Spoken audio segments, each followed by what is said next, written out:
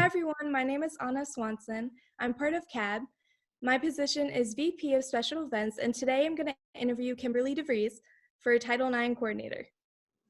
Hi everybody, my name is Kimberly DeVries. I'm the Title IX Coordinator at GRCC, which means I deal with situations related to sexual harassment, sexual assault, domestic and dating violence, and respond to those things that students face. Thanks, Anna. Hi. Okay, so besides April Fool's Day, what is April most known for? So one of the huge things, of course, and the reason we're talking is Sexual Assault Awareness Month. So October in the fall is Domestic Violence Awareness Month, and April is Sexual Assault Awareness Month. And those are both things, obviously, that significant numbers of people and significant numbers of our students face. So we want to recognize that, and that's why we're trying to bring some awareness to April specifically around the issue of sexual assault. Okay, so I wanted to ask, and I know probably many students are interested into knowing, are these issues that we have at GRCC? Yeah, absolutely. So a lot of the situations that we at GRCC respond to are situations that happen to folks off campus related to significant others, boyfriends, girlfriends, and others, typically, like I said, happening off campus with roommates or friends or people we're dating or anything like that. But yeah, they absolutely happen. Not very many times on campus, but certainly we have students who are facing issues of domestic and dating violence, sexual assault, stalking, sexual harassment, all those things. All those things happen everywhere to everyone. They don't know any race, gender, age, anything like that. So they definitely happen way more than we would like, which is why we're trying to do this work and get the word out. Great. Okay, so I know you just hit on one of the points I wanted to ask, but to be more clear to the students that are watching this, are these issues secluded to any one type of environment or area? No, totally not at all. Thank you for making that point too.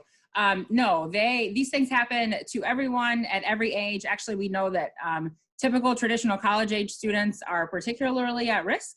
And interestingly, right now, we also know that folks who are dealing with situations where they are having to stay at home, especially with people, if there's not a great relationship or maybe already a tense relationship, and then these sort of situations with stay-at-home orders and limitations on working, financial stress, food stress, any of those things certainly can exacerbate those situations and make issues that were already there worse, or maybe raise issues that weren't there before. So a lot of people might be experiencing domestic violence now in these types of times that we're living in right now that either haven't before or in situations that were always there and now it's just worse. So absolutely those things are happening, and they can happen to anybody. They can happen to people who are, education doesn't make a difference, age, race, like I said before, gender, all this happens to everybody, and it can happen to everybody. So what are other kind of things that we see in the GRCC area report-wise? Sure. So some of the big things that we see are sexual harassment. That's something that we've gotten more reports of in recent years. I think part of because the Me Too movement has really picked up. It's been around a long time, of course, but it's really picked up in terms of social media awareness and that sort of thing. So we have more students, thankfully, who are bringing those issues forward and specifically saying things that they're not comfortable with. So things that, 20 years ago, people might have been inclined to brush off, not appropriately, but might have done that. But people who, those things that we deal with, that we hear now that are, like I said, that have always been there, but now we're hearing about it more. So sexual harassment for sure. Domestic and dating violence, again, like I said, we've always had that situation.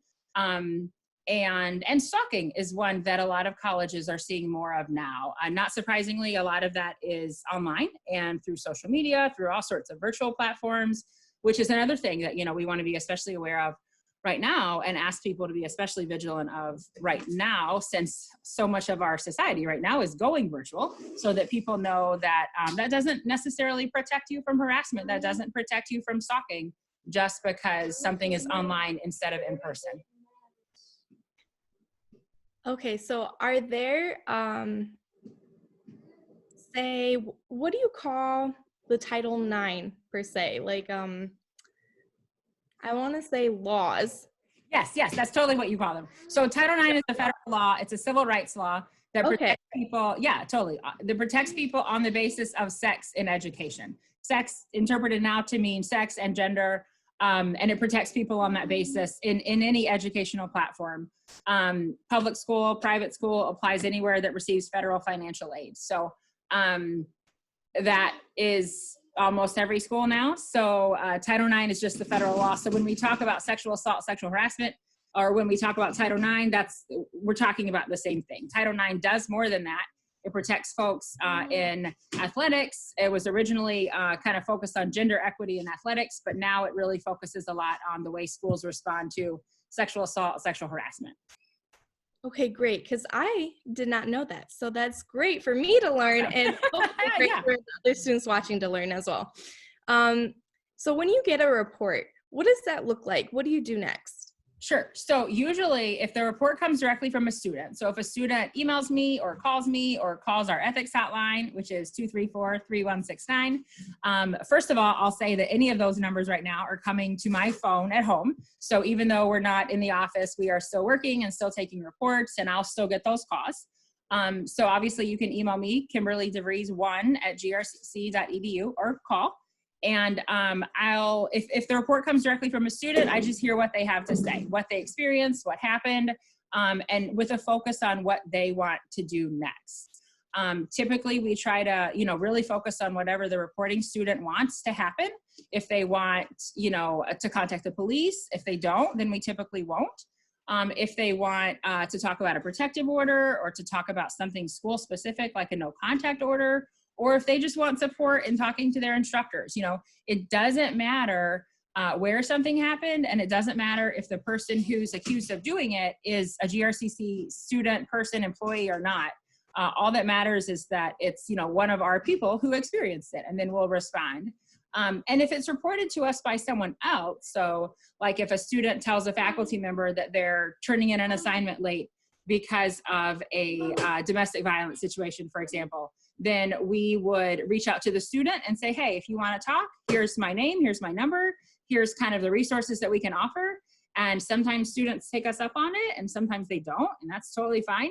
And sometimes students, come back a few months later and say, I wasn't ready to deal with any of this then, but I am now, and so now I want to talk, and that's fine. All right, so that's a good point. So Title IX does not just include sexual awareness or sexual assault in particular. It includes domestic violence as well? Yes, absolutely. So like I said, Title IX is really focused on discrimination on the basis of gender. So what happened, almost 20 years ago now, is really a more clarification that discrimination on the basis of gender includes any time someone is assaulted, taken advantage of sexually, really treated in any way on the basis of their sex or gender. So yeah, so we include in that domestic violence, stalking, sexual harassment, all of those things. And the other thing that I would love for students to know is if you come forward to make some sort of report or to raise a concern, you don't have to know what to call it. You don't have to say, hey, this is sexual harassment because it happened 2 times in this place, and these are the specific details. You can just come forward and say, hey, this situation happened, it made me uncomfortable, and I want someone to know about it. And we'll take it from there, we'll figure out, we'll ask questions, and we'll go from there. So you don't have to, know the definitions before you report something. Okay, so I also know, since I work on campus, that I'm a mandatory reporter. So being a Title IX coordinator, when something is reported to you and the student may be in immediate harm's way, is it your obligation, to report it to the police yourself? Okay, so that's a really good question. So there are folks on campus who are called campus security authorities under a federal law called Clery, a different law, who are required to report things to police, but we're not typically required to report names. So there might be a situation, let's say someone is robbed in the parking lot or assaulted, on campus, then we probably would be required to report that to police, but wouldn't necessarily have to give the names of the person who's reporting it. So there would still be some confidentiality if the person wanted it. Okay. Really the obligation that we have to go forward is anytime that we know someone is at risk, or we know that the campus community maybe as a whole is at risk, then we might need to do something. But like I said, typically we're just asking specifically what the complainant, the person coming forward, wants us to do, and what they think is appropriate. Another question I have is, what other resources are available for students who experience sexual assault, sexual harassment, etc. So like counseling or like anything that can help them relieve the stress of it, anything at all. Yeah, for sure. That's a good question. So a lot of things, some of them are on campus and some are off campus. So we have counseling on campus. We have fantastic counselors who take appointments on the third floor of the Student Center. They're still working even in this strange virtual world that we're living in. And then we have, a crisis counseling. So if there's an emergency and I'm talking to a student who really needs to see a counselor right then and there, we can make that happen. The other big area resource that we point folks to on campus is campus police. So if someone, obviously if they want to make a police report, or if they want to talk more about a protective order, or if they just want to connect with an officer and kind of see what would happen, we have campus police, obviously, who are fantastic at doing that and can talk to students anytime.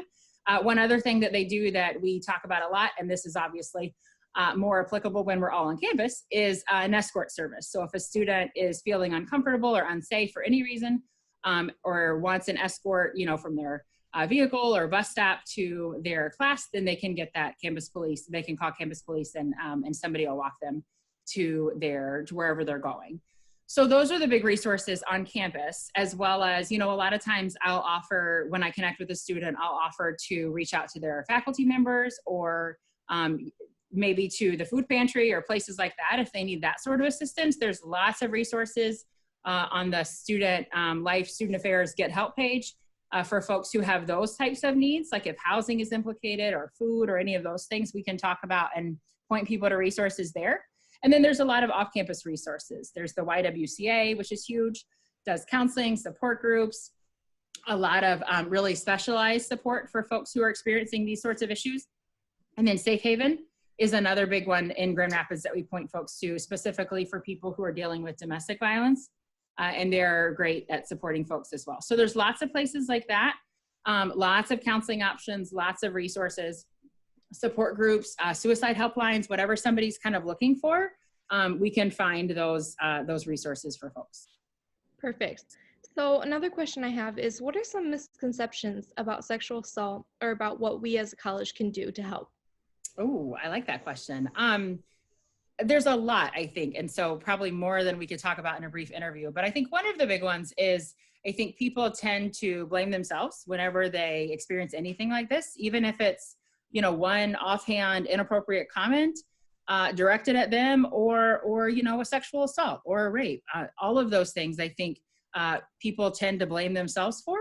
And a lot of times that keeps people understandably from coming forward and understandably from coming forward right away. So, I can't tell people not to feel that way because I certainly understand why a lot of folks do.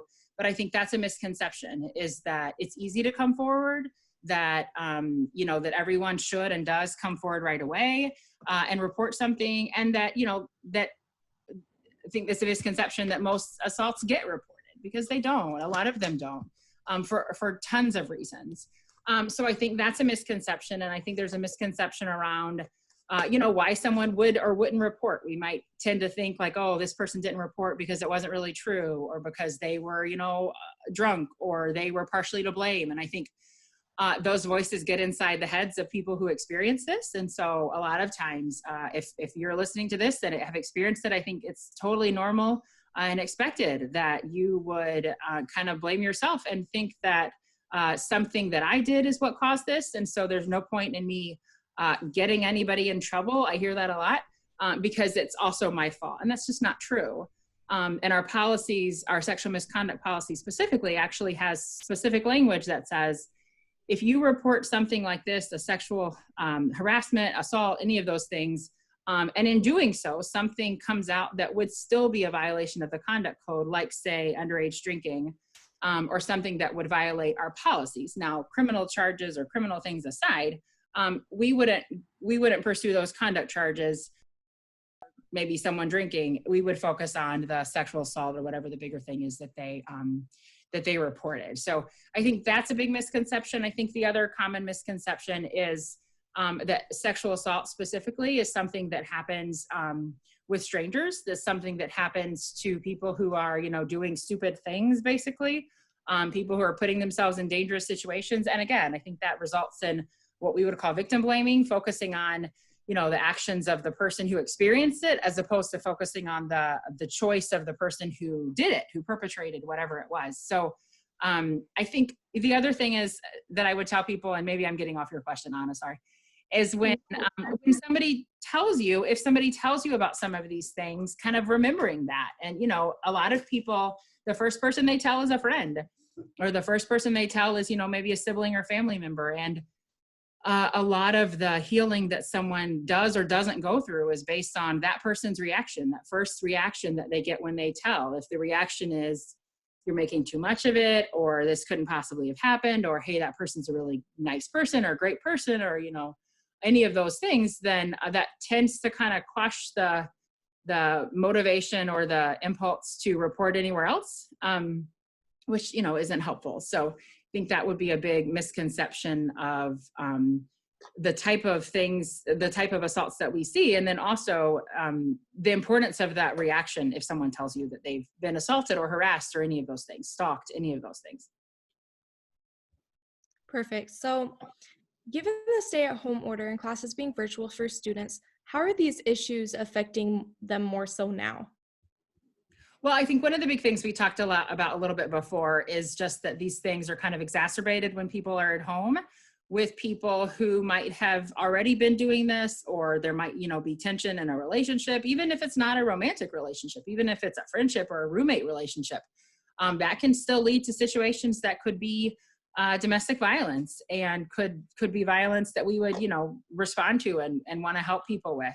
I think tensions are high and people are dealing with a lot of stress, like we said before, with food and housing and money and jobs and all of those things. And again, not to excuse behavior, but that because of all those things, it's not surprising. And there's lots of articles, if you search for higher rates of domestic violence, specifically in times like this, because tensions are high, people are at home with the person who's often perpetrating this.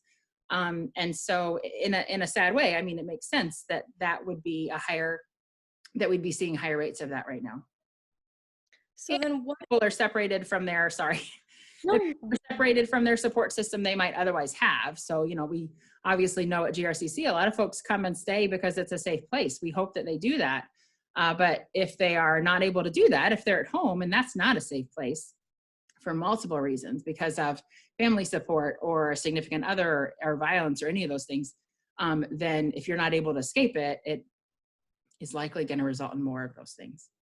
So then what can GRCC do right now within our capabilities to help these students that are in those situations stuck at home? Yeah, I think one of the big things is we're trying to offer support and remind students that we're still here.